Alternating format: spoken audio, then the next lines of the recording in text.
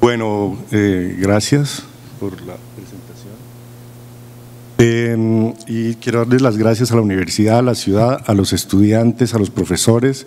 Siempre pienso que estar en un lugar como este es un privilegio y es un honor tener la posibilidad de expresar una voz en público en una universidad, pues es único, y más en un espacio como este. En realidad a mí me molestan mucho los micrófonos porque siento que estoy como debajo del agua y que lo que estoy oyendo es como decía un poco parafraseando al profesor Toledo, el interior de mi cuerpo, ¿no? Mi ponencia se llama Una línea de polvo, es esta investigación que vengo haciendo desde hace más de 10 años y quiero leerla. Así que aquí vamos. Una línea de polvo, arte y drogas en América Latina ha sido esencialmente una investigación sobre la guerra a las drogas en el contexto colombiano y latinoamericano. El proyecto comprende 2 libros, un amplio recorrido por espacios expositivos públicos y privados en Argentina, Brasil, Bolivia, Ecuador, Colombia, México y Uruguay, como también conferencias, encuentros, ensayos cortos, artículos y textos de exposiciones publicados en la última década.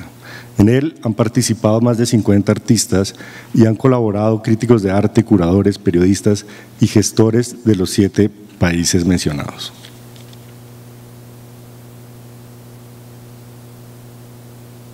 Instrumentos políticos y contenedores humanos. El origen de Una línea de polvo se remonta a las series Instrumentos políticos y contenedores humanos, desarrolladas en 1998 en la ciudad de Londres, Inglaterra. La que vemos acá pertenece a la serie Instrumentos políticos.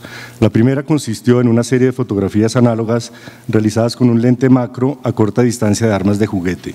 Estas tomas fueron posteriormente desarrolladas en el laboratorio mediante el proceso llamado reversal, la utilización de un positivo como negativo o viceversa, en este caso usando película de diapositiva como negativo a color, dando como resultado final la oposición de blancos y negros o de los colores.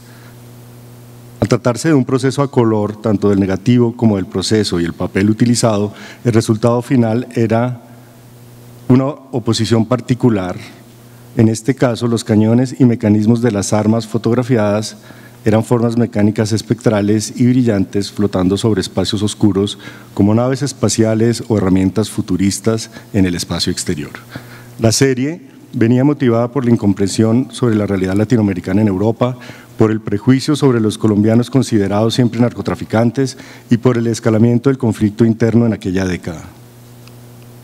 Contenedores humanos hacía parte de la misma investigación y se dedicaba esencialmente a tratar el tema de las llamadas mulas del narcotráfico.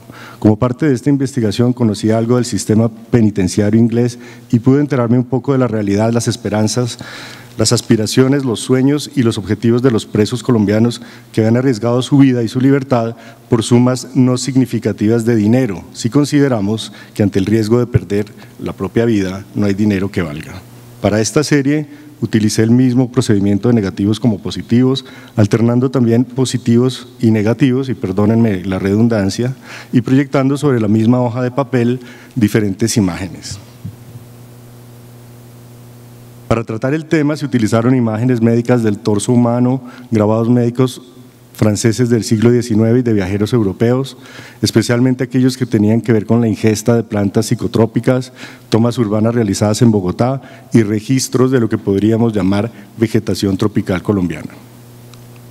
Posteriormente, cuando desarrollaba mis estudios doctorales en la Universidad de Barcelona, decidí trabajar sobre Miguel Ángel Rojas, un artista notable cuya bibliografía era escasa y cuya obra apenas había sido estudiada.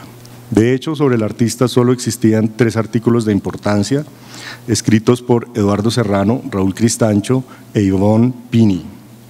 Esta investigación fue ganadora del premio de ensayo sobre el campo del arte colombiano del Instituto Distrital de las Artes de Bogotá bajo el título Hiper Ultra Neo Post, Miguel Ángel Rojas, 30 años de arte en Colombia, en el año 2004.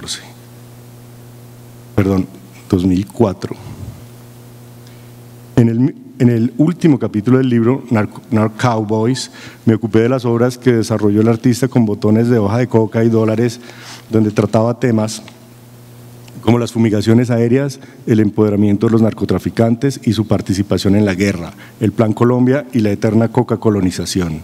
Una de sus obras lo resume todo, Bratata, que es la que obviamente vemos acá, realizada con botones de hoja de coca sobre papel, una versión de la obra de 1964 de Roy Lichtenstein, As I Opened Fire.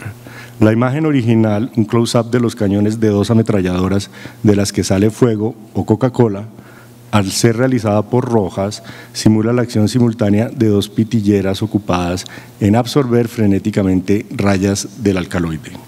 Rojas reemplaza la frase que acompaña la viñeta original, That my ship was below, por la frase Addiction Storm, tormenta de adicción, para dejar en claro que son la demanda y el consumo de droga, de recursos naturales, de vidas humanas las que promueven la oferta.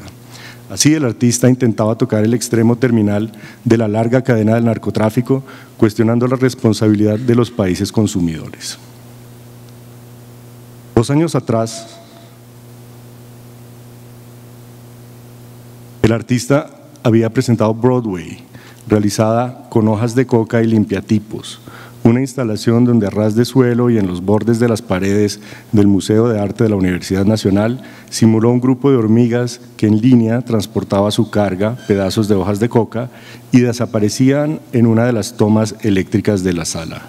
Las hormigas, arrastrando el enorme peso de su carga ilegal, simbolizaban la multitud, ese conjunto global de los explotados y sometidos, las desposeídas masas migrantes ilegales que, en palabras de Tony Negri, abro comillas, son movilizadas hacia los radiantes horizontes de la riqueza y la libertad capitalista, cierro comillas, tan presentes para nosotros hoy, 20 años después, con la crisis migratoria venezolana. En el año 2006 participé en la 3ª versión del Premio Nacional de Crítica de la Universidad de los Andes y del Ministerio de Cultura.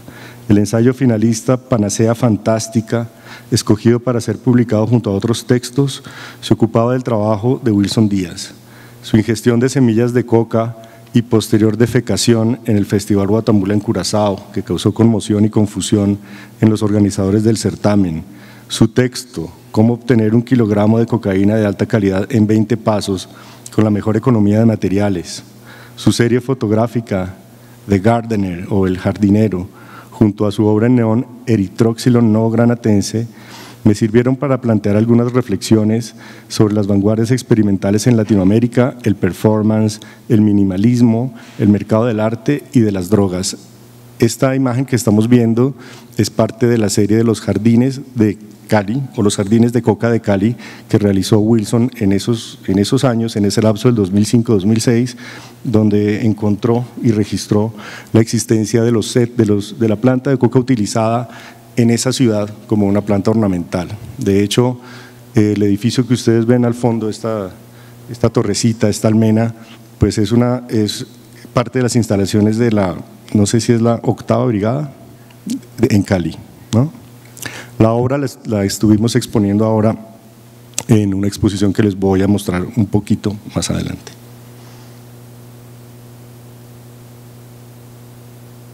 En dicho ensayo argumentaba que Díaz estaba retomando materiales, proposiciones, estructuras, procesos y procedimientos de la modernidad capitalista con la estrategia antropófaga que autores como Pablo Herkenhoff, Guy Brett y Catherine David encontraban en el arte latinoamericano de ese momento. Esa antropofagia, entendida como capacidad de devorar y procesar sentidos, dominarlos y darles una nueva dirección y sustancia, se encontraba en el trabajo de Díaz, quien comía la planta prohibida para crear y escribía la receta para cocinar 1 kilogramo de cocaína. Estos gestos somáticos señalaban algo que el capitalismo salvaje tiende a olvidar. La coca, ante todo, es un alimento. En el año 2009 se publica una línea de polvo, Arte y Drogas en Colombia, ensayo ganador de la colección de ensayos sobre el campo del arte colombiano, donde se ofrecía un análisis de la relación entre las artes visuales y el fenómeno de producción y tráfico de drogas en Colombia, desde los inicios del problema en la década de 1970 hasta ese momento. También establecía puntos de vista que pretendían enriquecer las problemáticas asociadas, las relaciones productivas, la internacionalización económica y el neocolonialismo, los contextos de fronteras, legalidad e ilegalidad, la prohibición, los usos de las drogas y la adicción, esta última entendida como reflejo y respuesta a la sociedad de consumo y como problema de salud pública. Todo esto a través de la interpretación de los trabajos de Jaime Ávila, Beatriz González, Juan Fernando Herrán, Fernando Arias, Chocolo, Nelson Guzmán Avellaneda, Víctor Escobar, Leonardo Herrera, Nadine Ospina, Camilo Restrepo y los ya mencionados Miguel Ángel Rojas y Wilson Díaz. En la conclusión de dicho ensayo señalaba que el género narco en las artes visuales utilizaba el documento y la taxonomía fotográfica, la alusión al territorio y al paisaje, la botánica política, la ironía, la parodia, las masticadas hojas de coca y con un sentido del humor que por fuerza de las circunstancias era y es habitualmente negro. Se afirmaba finalmente que el desafío consistía en encontrar la manera de evitar los clichés y los estereotipos que abundan sobre el tema, evitando la proyección etnográfica y en busca de nuevas maneras de percibir y hallar narrativas. Siguiendo a Kevin Powell, para quien abro comillas, lo importante es salir del silencio y aprender a escuchar, porque puede que la esencia de la narrativa no está en comunicar lo que pasa por la cabeza de uno, sino lo que pasa en la cabeza de los demás. Cierro comillas. La obra que estamos viendo es de Camilo Restrepo y pertenece a su serie Esto no es una pipa. Es una serie de hallazgos que él hace de estos objetos utilitarios que se usan en Medellín en las áreas, digamos, de los expendios, en las diferentes ollas, y que él recogió y fue fotografiando como si fuesen casi como unas joyas, ¿no? Uno lo mira y piensa que esto puede estar en Stern o en una tienda de lujo, digamos.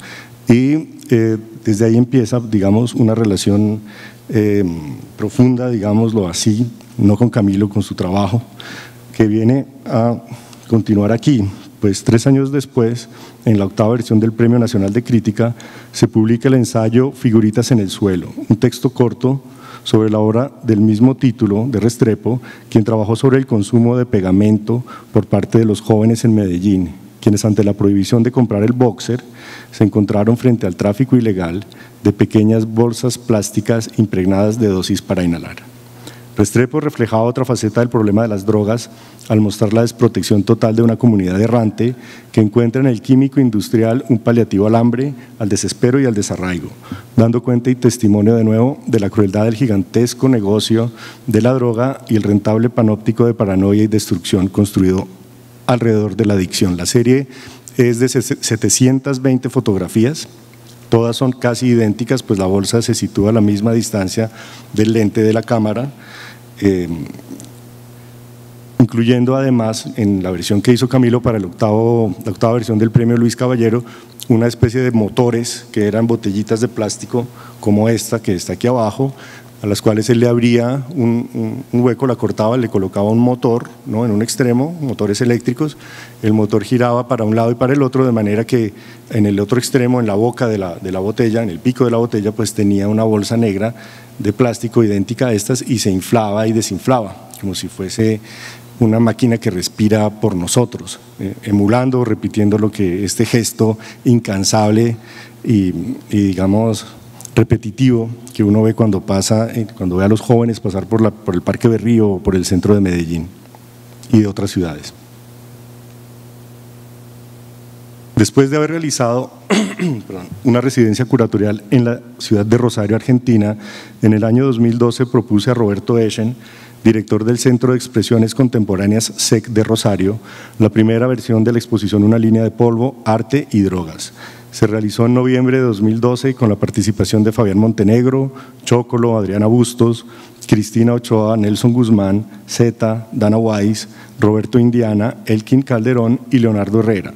Para ese momento Rosario se estaba convirtiendo en la capital narco de Argentina y se encontraba en el inicio de una guerra entre organizaciones criminales que logró duplicar su tasa de homicidios entre 2010 y 2014, es decir, en 4 años. Por su posición geográfica y sus puertos, por su crecimiento inmobiliario y la marginación de buena parte de su población joven, la ciudad se convirtió en un núcleo narco, un punto de entrada al sur del continente en la llamada ruta Sinaloa, Medellín, Rosario. La imagen que vemos, pues, es una especie de toma que hicimos junto con Lisandro Arévalo, un artista rosarino, al habernos sido negado a mostrar esta bandera Ciudad Narco de Leonardo Herrera. En esos días en que realizábamos la exposición, noviembre del 2012, el jefe de la policía de la provincia de Santa Fe, cuya capital es Rosario, se cayó en una avioneta. El tipo venía volando seguramente desde Brasil, su avión cae como en un campo de soya, seguramente de ahí en La Pampa, y al parecer pues eso voló cocaína por una gran nube de polvo blanco, ¿no? Salió de la aeronave semidestruida.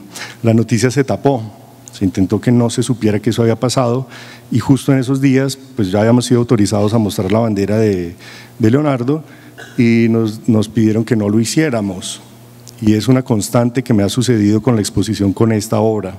En Río de Janeiro, de pronto en Quito no sucedió, en Ciudad de México me sucedió, en Medellín este año. Es una obra siempre problemática. ¿Por qué? Porque en todas estas ciudades se teme que al ser expuesta moleste a alguna de las organizaciones criminales que están activas en esa zona, ¿no? Entonces lo que hicimos con Lisandro fue salirnos en la noche, ahí nos paramos frente a una iglesia de estas de protestantes y salimos con la bandera como si fuésemos de Rosario Central o de New Soul Boys. La gente se lo tomó muy bien. Esa noche tocaba Dique el Demasiado y esa noche conocí a Dique el Demasiado. Luego de pronto hablamos de él porque ya hicimos otras cosas y colocamos la bandera. Él se presentaba en un recital, en un teatro, y colocamos la bandera en el piso. Le pedimos permiso, nos dijo, colóquenla, me encanta, y nadie la tocó. Es muy raro, la gente bailó alrededor y nadie la pisó, ¿no? Bueno, las siguientes versiones de la exposición se realizaron en Río de Janeiro, en el espacio independiente Bajacao Maravilla y en la octava versión de la Bienal CIART en La Paz, Bolivia.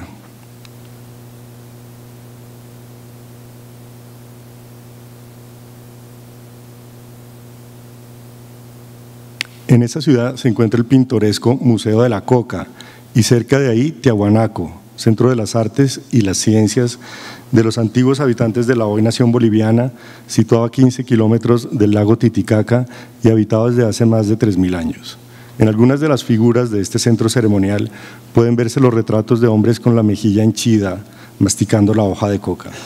Sorprendía entonces la enorme diferencia en el respeto y uso hacia la coca que existe en Bolivia y la existente en Colombia. Sorprendía y sorprende la manera en que Bolivia logró un éxito rotundo en su erradicación de cultivos ilegales, acudiendo a la concertación con las comunidades indígenas y campesinas, a la titulación de tierras, al monitoreo conjunto con la ONU, a la expulsión de la DEA, sin recurrir a las fumigaciones aéreas ni al tratamiento punitivo al campesinado, como sucede acá.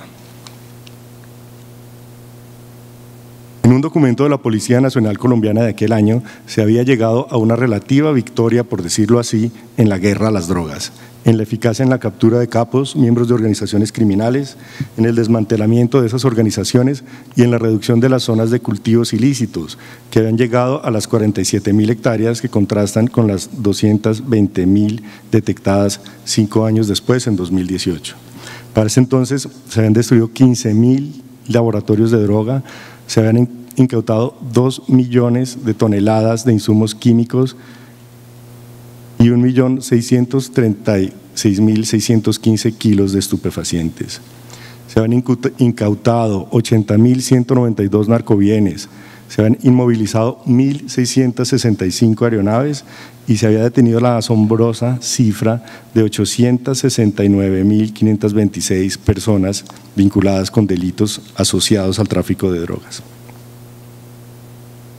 contando 2.961 extranjeros. La situación, como sabemos, no ha hecho más que empeorar, pero no en Bolivia. La siguiente versión de la exposición tiene lugar en la sala de exposiciones de Flaxo en Quito, Ecuador, en agosto de 2014.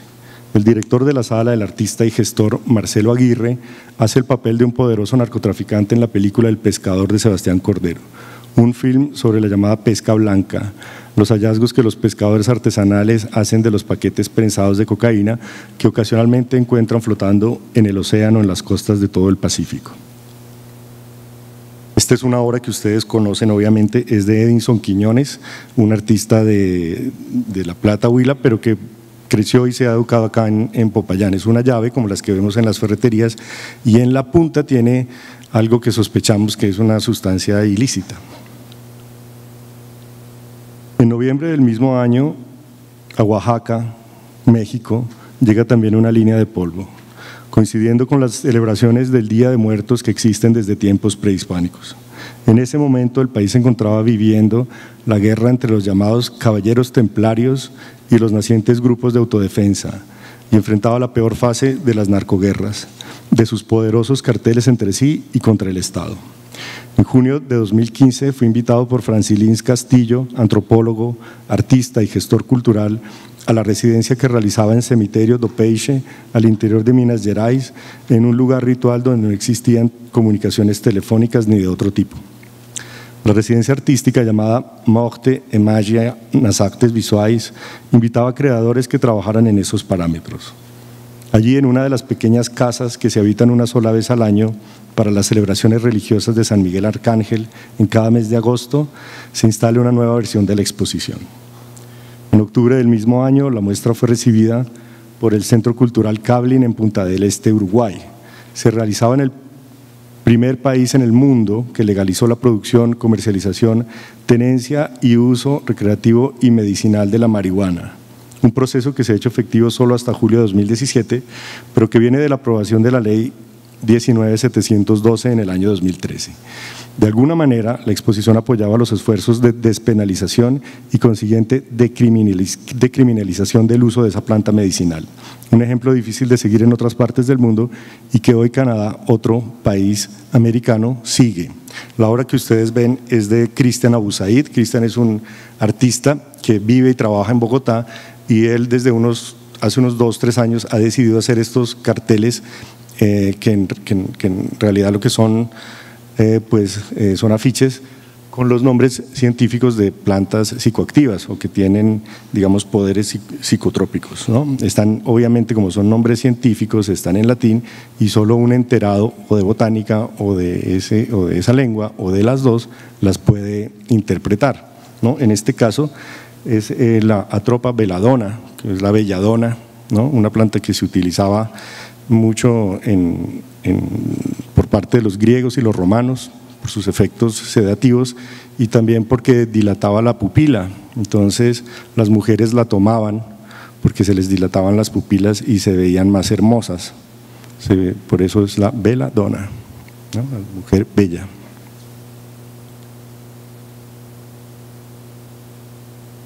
Tendrían que pasar 2 años para que la muestra pudiese ser realizada por primera vez en Colombia, a pesar de los repetidos intentos, tanto en convocatorias como en solicitudes a museos y espacios institucionales en diferentes ciudades del país, quienes siempre con evasivas respondieron ante la propuesta de realizarla. Solo gracias al curador del Museo de Arte Contemporáneo de Bogotá, Juan David Quintero, y a su director Gustavo Ortiz, puede realizarse en el mes de noviembre de 2017, reuniendo 44 artistas. Una línea de polvo en América Latina llega así a su versión más extensa, invitando por primera vez artistas que por la naturaleza de sus obras y por los recorridos no habían podido ser incluidos en versiones anteriores. También participaron artistas que en estos últimos años se han acercado al tema, a veces por primera vez, como es el caso de Cristian, y fueron invitados nuevamente quienes ya habían colaborado en las versiones anteriores. En los meses preparativos a la exposición, Contención Editorial y su director Pierre Valls proponen realizar un nuevo libro que resumiría la experiencia itinerante y editorial del proyecto. Postscriptum, una línea de polvo, arte y drogas en América Latina,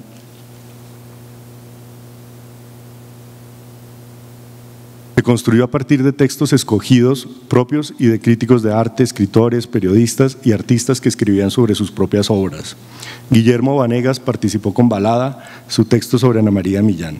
Breiner Huertas fue invitado con la reseña que escribió para Art Nexus de la exposición de Edinson Quiñones en ProArtes, Cali, Paisajes Escamosos. De hecho, la imagen que estamos viendo acá es parte de esa serie que realiza Quiñones, donde coloca pequeñas figuras de plástico, de maquetas, de juguetes y las sitúa en un paisaje donde o bien hay lo que podríamos pensar que es cocaína o bien ramas que podríamos pensar que son de marihuana. Y cuando estábamos diseñando el libro y pensando en la carátula, primero teníamos e hicimos de hecho algunos ejemplares con unas fotografías de Eduardo Villanes, un fotógrafo peruano que vivió en Colombia y que retrataba desde su apartamento en el centro de Bogotá, desde la Caracas, el separador del Transmilenio y cómo allí vivían los nómadas, los indigentes, las personas que son constantemente expulsadas y desplazadas, ¿no? Él decía que el centro de Bogotá es como una especie de campo de muerte para esas personas porque no pueden estar en ningún lugar y no tienen acceso a nada.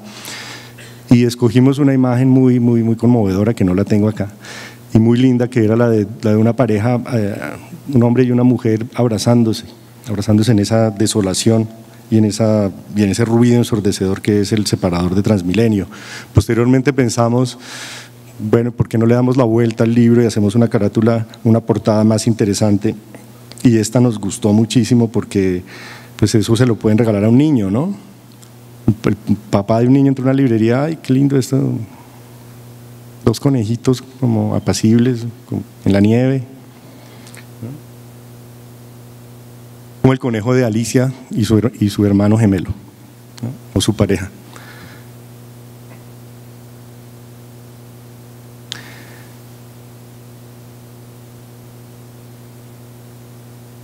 Jorge Osorio participó en el libro con un texto inédito sobre Jim Van Coogen, Coma Callao. Roberto Eschen, el ya mencionado director del SEC de Rosario, envió el texto El arte de cocinar sobre el proyecto Cocina de Valls.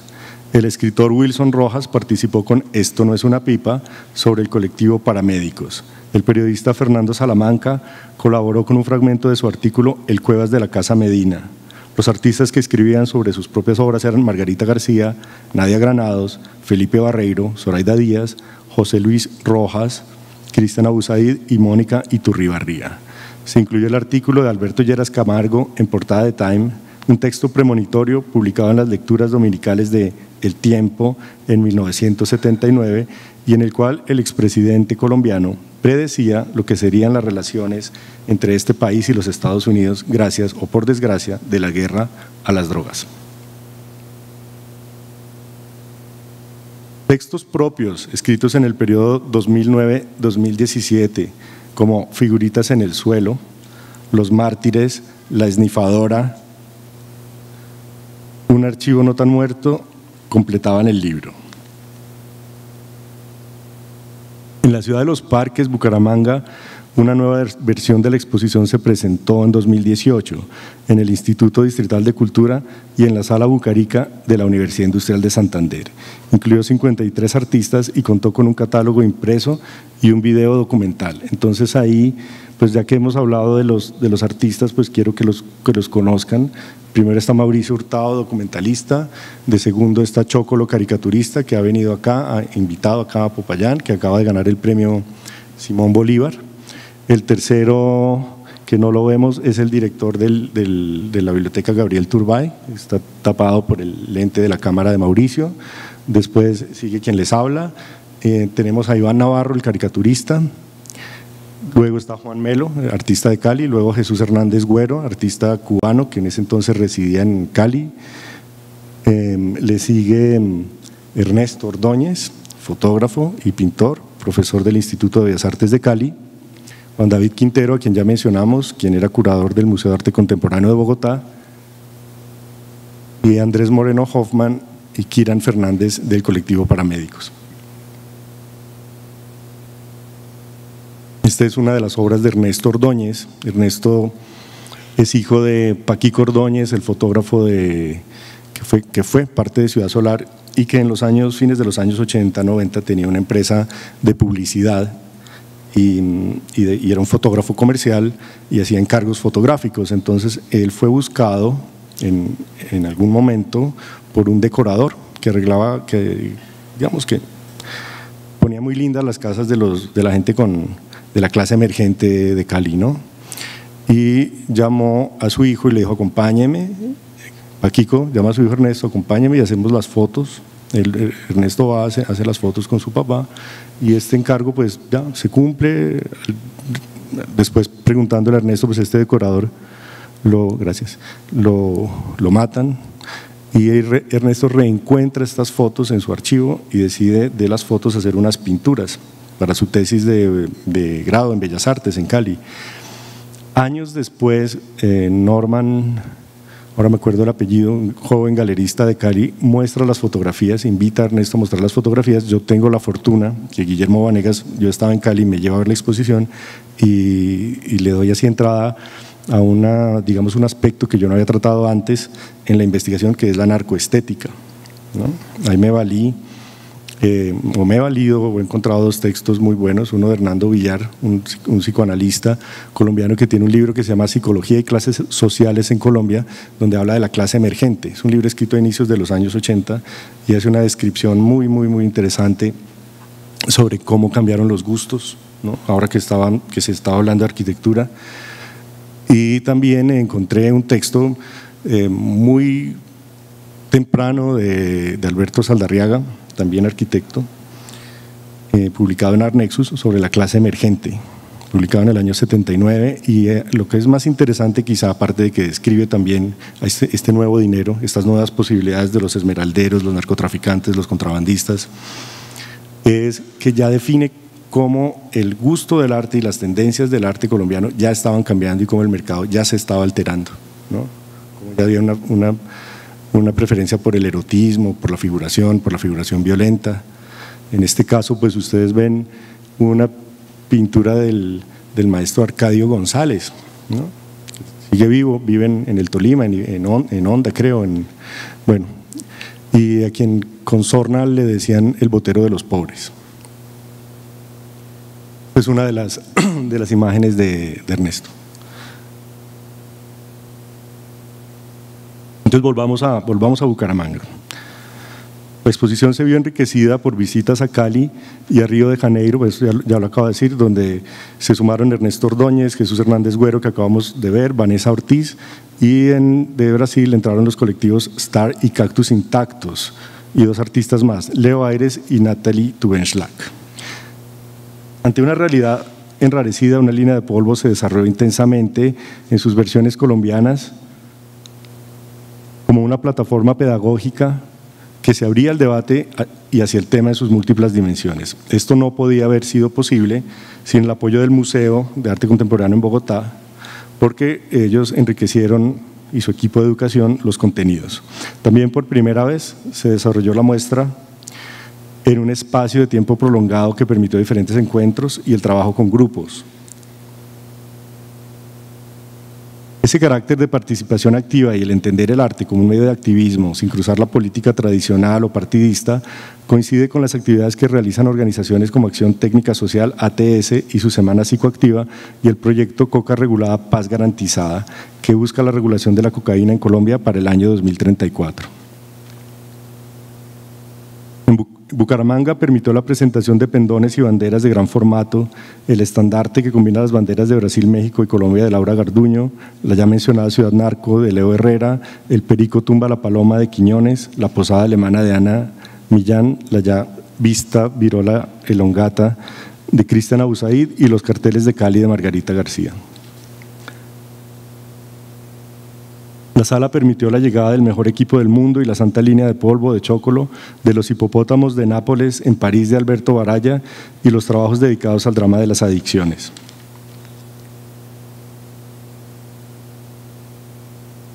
Aquí la obra que estamos viendo es de Johan Giraldo, un artista muy joven de Medellín.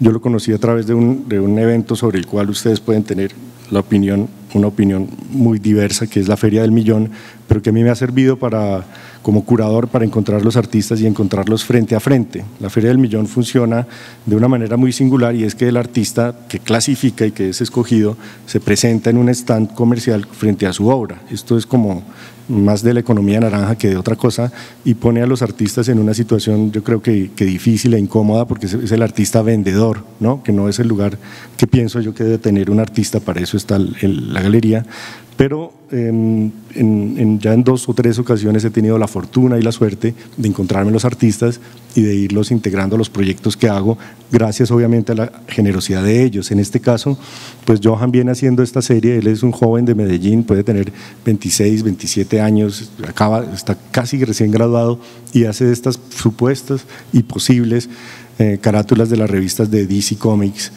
donde vemos como situaciones increíbles, imposibles, que hubiésemos deseado o que no hubiésemos deseado. Esta es como la más obvia, por decirlo así, la más clara, donde vemos a Pablito enfrentado con Superman, y lo que puede ser un poco anecdótico, que de pronto le puedo añadir algo y que les puedo contar, es que el artista se pinta a sí mismo, ¿no?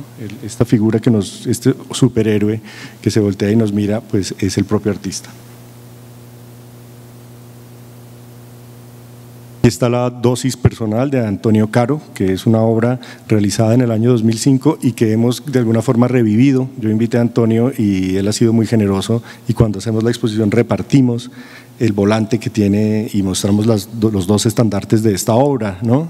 Y me parece clave hacerlo porque desde que entró este gobierno pues hay un serio problema en toda su política de drogas, y el más grave quizá me parece a mí, aparte del que ya mencionamos de la erradicación de cultivos y el no cumplimiento de los acuerdos de paz, pues es el prohibirnos el portar una dosis. No es fumarla ni nada, pero hasta la legislación anterior uno podía tener hasta 5 gramos de marihuana y 1 gramo de otra droga, sea heroína o cocaína. No sé, por ejemplo, el éxtasis o el MDMA, cómo entraba en esa legislación, pero ahora pues ni la una ni la otra, ¿no?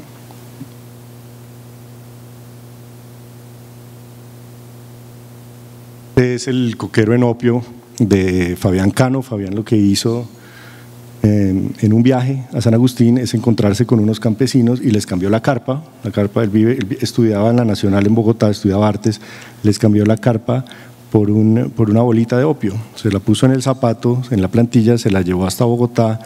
Tenía una novia que vendía artesanías, entonces también en ese parque de Pitalito, bueno, de San Agustín, él compró e intercambiaron también artesanías. Entonces él lo que hace es una figurita como de este tamaño, de este aparatico, donde él repite, digamos, esta figura de este jaguar, ¿no? De este temible jaguar prehispánico, precolombino, ¿no? Agustiniano, y lo hace en opio. Entonces la obra para una persona que escribe sobre el fenómeno de las drogas y en el año en el que la hace y donde la hace, le es muy útil para poder hablar de cómo en el suroccidente colombiano llega la amapola, llega el cultivo de la amapola, ¿no? Aquí al Cauca, al Huila, como una consecuencia también de la liberalización económica del gobierno de Gaviria, del crecimiento y expansión de los carteles de Cali y de sus productos. Y me parece que es una obra que hay que tener en cuenta. También presentábamos los videos de Cactus Intactos de Brasil, quien nos trajo a Neville de Almeida, quien creó las míticas cosmococas junto a Helio Viticica. En el video Doc Neville de este colectivo Cactus Intactos, presentado en la exposición, de Almeida hablaba de estas cosmococas, cuasicinemas, blocos experimentos con cosmococa, que fueron realizados a inicios de los años 70 y eran incursiones experimentales donde se combinaba la proyección de diapositivas de portadas de revistas con fotografías de personajes famosos, Luis Buñuel, Jimi Hendrix, Marilyn Monroe, cruzadas por líneas de cocaína.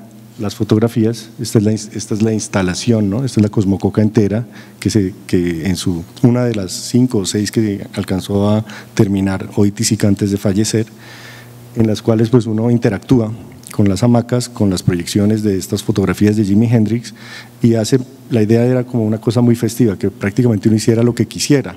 Hoy en día están exhibidas en Inhotim, en esta especie de parque temático de arte en Minas Gerais, creo yo que totalmente desvinculadas de su raíz, ¿no? Porque están mostradas de una forma escéptica y no son para nada ni un lugar celebratorio ni un lugar de interacción. Realizadas en Nueva York, justo al inicio de la guerra a las drogas que emprende el gobierno Nixon en 1971, Estas intervenciones, aún en ese entonces, eran consideradas como problemáticas por el uso de una sustancia prohibida y podríamos decir que muy mal comprendida. En Doggerville, el video participante en una línea de polvo, donde el colectivo Cactus Intactus entrevista a Almeida, este último afirma al preguntársele por las cosmococas: la transgresión es de la imagen, la transgresión es poética. Las personas están comenzando a volverse cobardes y a volverse miedosas. Vivimos en tiempos de hipocresía. Seremos conocidos de aquí a 30, 40, 50, 100 años así. 2 puntos. En aquella época, esos idiotas vivían sobre unas leyes totalmente moralistas e hipócritas. De esto puedes, de esto no puedes. De ese veneno sí puedes, de ese veneno no puedes. Yo estoy totalmente a favor de la legalización de las drogas, de todas las drogas. ¿Entendió? Yo creo que si el cigarrillo puede ser fumado y la bebida puede ser tomada, no se puede prohibir nada. La culpa es de la droga. ¿Es de la droga? La culpa es de la desigualdad social. Somos los campeones mundiales de la injusticia social. Brasil, campeón mundial de la injusticia social. En su libro Helio Oiticica en Neville de Almeida Cosmococa, el investigador Max Jorge Hinderer Cruz señala el rechazo histórico que estas obras han tenido. Según Hinderer, las cosmococas y este periodo de la vida del artista han sido recurrentemente consideradas como parte del lado oscuro de la vida del artista por parte de los historiadores del arte latinoamericano como Luis Kamnitzer y Mari Carmen Ramírez. El tropicalismo farmacológico, voy a citarlo, ¿no? El tropicalismo farmacológico de los dos artistas brasileños en exilio, en palabras de Hinderer Cruz, ha sido, abrimos comillas, tratado con deliberado desprecio por parte de los supuestos exponentes de la historia del arte político latinoamericano.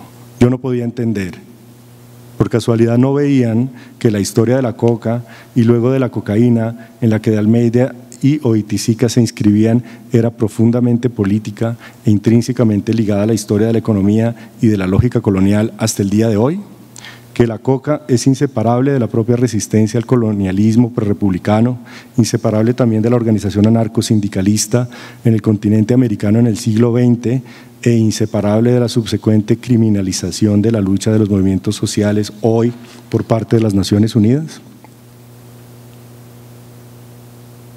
En mayo de 2019 la exposición es invitada al evento Bienvenidos a Incomodar en Medellín a realizarse en el mítico Hotel Nutibara.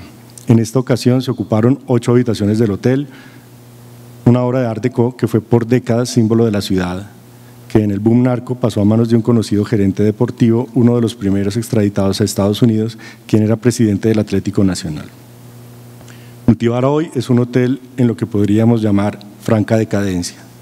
Al contar con 8 habitaciones contiguas, se permitió de alguna manera separar los temas que ya con más de 60 artistas permitían su agregación: cultivos, consumo, narcoestética, uso y abuso, guerra a las drogas, despenalización y uso controlado.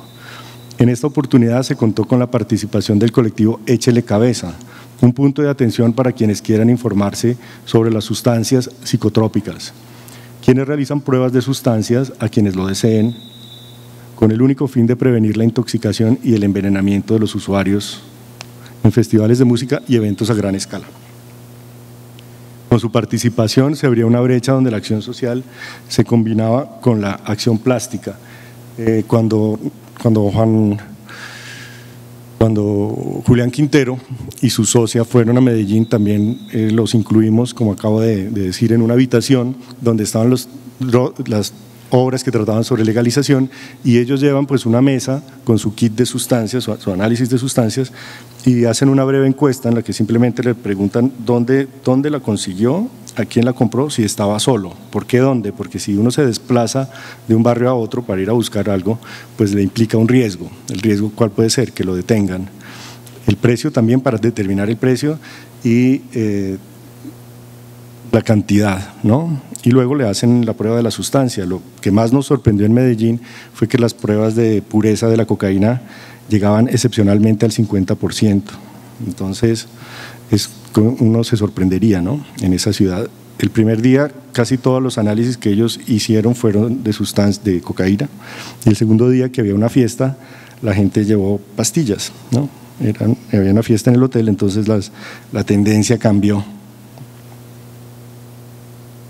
Ahora Bogotá, Échele Cabeza tiene un espacio en Bogotá, ya tienen una sede física, realizaron el Festival de Cortos Psicoactivos también recientemente y creo yo que fue la última oportunidad en que Luis Ospina se presentó en público. Él fue invitado, hizo una conferencia que lamentablemente no está grabada, no se registró, donde habló de la historia de las drogas en el cine, iniciando desde 1890, creo, porque lo escuché, yo no lo escuché a él porque me contaron que habló también obviamente de su amigo Carlos Mayolo, de las drogas en el Grupo de Cali, de las drogas en el cine en Colombia, y me decían que, como una especie de anécdota, que Luis decía que antes como tomar drogas en el mundo del cine era casi obligatorio y que hoy en día es lo opuesto, nadie se droga en un rodaje, nadie saca ninguna sustancia, ¿no?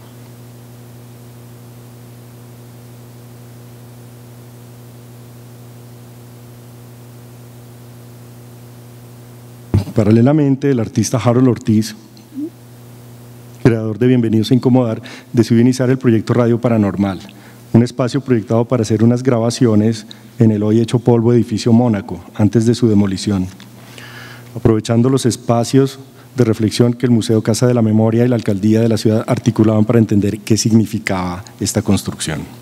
A pesar que se negó la posibilidad de realizar los programas de radio allí, la semilla quedó sembrada y Radio Paranormal ha existido en Bogotá, Medellín, Pereira y Cali, en sesiones donde han participado los artistas X Andrade, Edwin Sánchez, Edinson Quiñones, Cristina Ochoa, Estefanía García, Benjamín Jacanamijoy, John Chávez, el colectivo Paramédicos, Chocolo, Juan David Quintero, entre otros. Así se ha acumulado un archivo de grabaciones que serán emitidas públicamente en Medellín este fin de año y que quedarán como archivo para consultar discusiones alrededor del tema. En julio de 2019 la exposición se realiza en Pereira y los profesores de la Universidad de Caldas, de la Maestría en Cultura y Drogas y de la Universidad Tecnológica de Pereira, del Observatorio de Drogas, articularon un ciclo teórico de conferencias que funcionó paralelo a la muestra. El desdoblamiento de la exposición se ensayó una vez más en la Fundación Gilberto Alzate Avendaño en agosto, cuando se realizó revistas, videos y narcoarchivos, una exploración de la hemeroteca que es parte de la Biblioteca Especializada en Política Colombiana de la Fundación. Para ello escogí concentrarme en dos publicaciones, Alternativa y Semana. Mientras la primera cubría el origen del fenómeno rigurosamente desde 1974 hasta su cierre en 1980 por las presiones del gobierno Turbay, la segunda, que copiaba el diseño editorial de Alternativa en sus inicios, se convertía hasta el día de hoy en la principal revista de actualidad política del país. Respondiendo a varias de las obras ya mencionadas y que tratan, por ejemplo, el proceso 8000, la violencia terrorista de los años 80 y 90, la bonanza y la legalización de la marihuana, las narcoestéticas y los narcotures en Medellín, los usos ancestrales de la hoja, la llegada de la amapola a la cordillera central, se fue constituyendo una muestra donde artículos escogidos de las dos revistas dialogaban directamente con obras escogidas. En esta ocasión, las mesas y vitrinas sirvieron para replicar la experiencia de un archivo de una biblioteca que se expandía en las múltiples pantallas que exhibían los videos de X Andrade, René Barona, Marcelo Verástegui, Vanessa y Harold Ortiz, Nadia Granados y Fernando Pareja, entre otros. Gracias a las preguntas de los mediadores contratados por la Fundación, que tenían dificultades en explicar ciertas obras, iniciamos una serie de diálogos en las que participaron los artistas que o bien vivían en la ciudad o bien pasaban por ella y que pudieron dar su testimonio del por qué y cómo habían hecho su obra, entre ellos los ya mencionados García, Andrade, Verástegui, Borrero y otros visitantes como Cristo Hoyos, Carlos Duque, quien trabajó en Alternativa y Semana y coincidencialmente exhibía sus fotografías recientes en otra de las salas de la Fundación, y hasta el mismo Michael Tausig, quien visitó la exposición sin decir ni mu. Estas visitas nos dieron la oportunidad de entender que una exposición también esencialmente es una plataforma a ser desarrollada y no un resultado final. Quizá porque en las ediciones anteriores de Una línea de polvo, los días de permanencia en otras ciudades eran los de montaje e inauguración y se dejaba en manos de las instituciones y los espacios lo que sucediera después, no se había podido desarrollar de una manera sostenida en un encuentro semanal los viernes en la tarde, los diálogos donde se elaboraron temas, se resolvieron preguntas y se escucharon voces. Aquí vamos a entrar ya en las conclusiones porque creo que me quedan 10 minutos. Gracias. Una exposición entonces realmente es un espacio para educar, socializar, sensibilizar, discutir y elaborar. Muchas veces desde el campo del arte nos olvidamos que todo el trabajo previo, la elaboración de las obras, no es el resultado final, es una parte integral de lo que constituirá su vida posterior, su puesta en escena y el diálogo de unas obras con otras y del espacio. Bueno, vamos a entrar como ya a la última versión de la exposición que se realiza en septiembre en Cali, con el título Más que narcovideos, una antología del arte y las sustancias ilícitas. Aquí escogimos como imagen de la exposición un video o un estilo de video de Vanessa Ortiz, una artista muy joven también, que está también terminando su carrera en Bellas Artes de Cali y que trata sobre las narcoestéticas. Ella se coloca estos o fabricó estas plataformas a las cuales les pone estas herraduras y ha creado ella misma un baile donde ella imita el caballo de paso, el paso del caballo. En esta oportunidad pues ahí podíamos agradecer a los artistas de la ciudad que han participado en la muestra. Quiero mencionar a Juan Melo, a Ernesto Ordóñez, a Lina Incapié, a Leonardo Herrera otra vez, a Ana Millán, a José Horacio Martínez, a Vanessa, a Ernesto Restrepo y Juan Uribe, que se sumaron para esta ocasión. El día de la inauguración se presentaron 3 performances. El primero, Vestigio, de Guillermo Marín, donde el artista se cubría de tejidos vegetales y fragmentos de tejas coloniales de Popayán, como un espíritu vegetal subterráneo suprimido, musgo, fique, hierba. El segundo, Ernesto Restrepo, quien instaló un living room donde hizo una conversación sobre los efectos del alcohol en la historia del arte y los artistas en Colombia. El tercero, más que un performance, era la presentación del proyecto Cocola del historiador argentino residente en Bolivia, Hernán Pruden, quien ha creado un site donde reúne una historia de la música dedicada a la cocaína y que va de Carlos Gardel hasta la salsa choque. El sitio comprende 168 canciones que van del tango al folk, al blues, al country, a la música andina, al mambo, el son cubano, la salsa, el vallenato, el heavy metal, el reggae, el funk y el disco, entre otros. Con Hernán hablábamos pues que no todas las versiones ni todas las canciones hablan o a favor o en contra, y que es realmente impresionante como a través de todo el siglo XX tantos géneros musicales en tantos lugares han hablado de esa sustancia. Y como las actitudes devienen en formas y las experiencias en el campo se llevan a las palabras, en este mismo año se publica Plata y Plomo, una historia del arte y las sustancias ilícitas en Colombia. Una vez más, era esta la oportunidad no solo de contar la misma historia, sino de acercarse al lector común y valerse de las obras de arte, algunas de las cuales que ya hemos visto, para permitirle entender a través de la cruda historia de Colombia, a través de las hélices enigmáticas de las obras de arte de nuestros artistas, el porqué de un performance, el porqué de un texto en vez de una imagen en una obra de arte, el porqué otra vez de un performance en vez de un dibujo o una pintura, y a la vez porqué la validez de la pintura y el dibujo hoy. También era la oportunidad de explicar qué es un collage, qué es una cita, quién es Antonio Caro o quién fue Carlos Pizarro. En este intento, en 16 capítulos y partiendo de 16 obras, era también necesario decir cosas nuevas. Hablar, por ejemplo, de la conexión cubana, uno de los puntos de partida del tráfico de Medellín hacia el mundo, entrar en la historia del Partido Liberal y el Conservador y conocer sus implicaciones con los traficantes desde inicios de los años 70. También era la oportunidad de hablar de las plantas sagradas y de las nuevas sustancias, del deporte, del fútbol especialmente, como campo sumergido en la narcosis, y a la vez la oportunidad de interpretar El altar de Beatriz González, donde René Higuita comparte el campo pictórico con los asesinos de Luis Carlos Galán. Un nuevo libro también es la posibilidad de conocer nuevos autores. Así, por ejemplo, una cita postergada con Antonio Escotado, el legendario historiador de las drogas, se dio a través de YouTube, conociendo más que sus textos, su voz.